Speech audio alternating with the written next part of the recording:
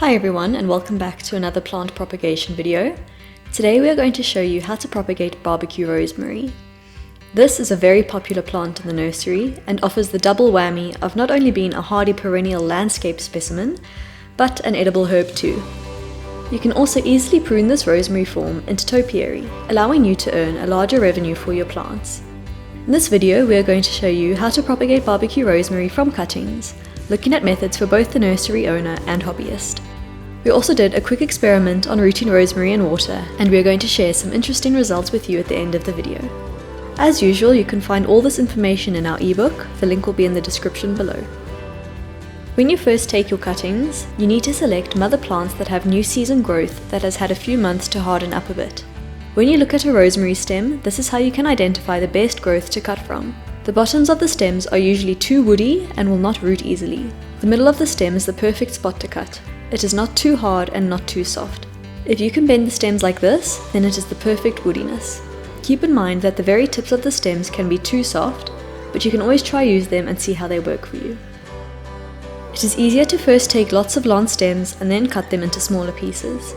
Remember to keep your stems the right side up. If the top ends are planted into the rooting medium, they will not grow.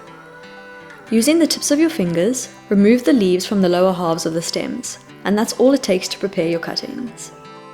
So the first method we are going to show you is a tried and tested technique we use in the nursery. Simply fill a tray with damp coir, dip the lower ends of the cuttings into rooting hormone, and stick the cuttings into the coir. These trays were then kept in a misted greenhouse for a few weeks. If you do not have access to a greenhouse or a mist bed, then let us show you an easy hack to create your own mini greenhouse. Fill an old grape punnet with coir and stick your cuttings. When you close the lid, you are helping to create a humid environment for your cuttings.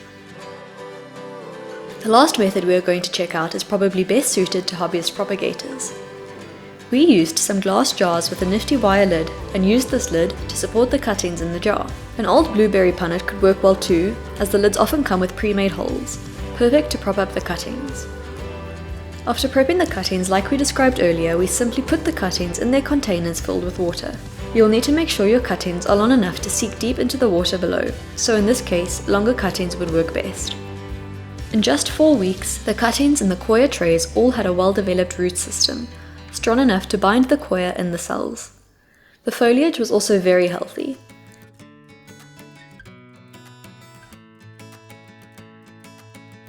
The cuttings in the punnet also had decent root growth. The foliage on these cuttings was a bit less healthy than those in the trays. This is due to the humidity. As rosemary is native to the Mediterranean, it is thus sensitive to waterlogging.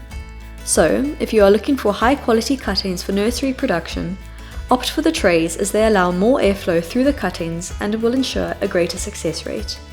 To plant the rooted cuttings, fill some pots with a well-composted manure mixture. For an added fertility boost, you can also include a slow-release fertilizer in the mixture.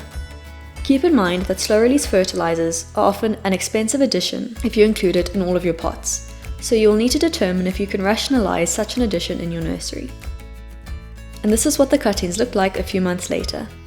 You can also see how we planted 2 cuttings per pot. This allows the plants to fill in quicker, making them market ready in just a few months. If you'd like to see a video on pruning your rosemary to topiary, let us know in the comments. Lastly, when it came to the cuttings in the water, we had a much lower success rate. Root growth took about double the time than those grown in the coir, and the growth was far more erratic. But if you are simply growing rosemary cuttings as a hobby, it might be worth giving this method a try. If you do have success, be sure to transplant your cuttings before the root system grows too much to prevent you from removing the cuttings from the lids. And that's that for some of the methods you can consider if you want to grow rosemary cuttings. Be sure to check out the description for your copy of our ebook, and we will see you in the next video.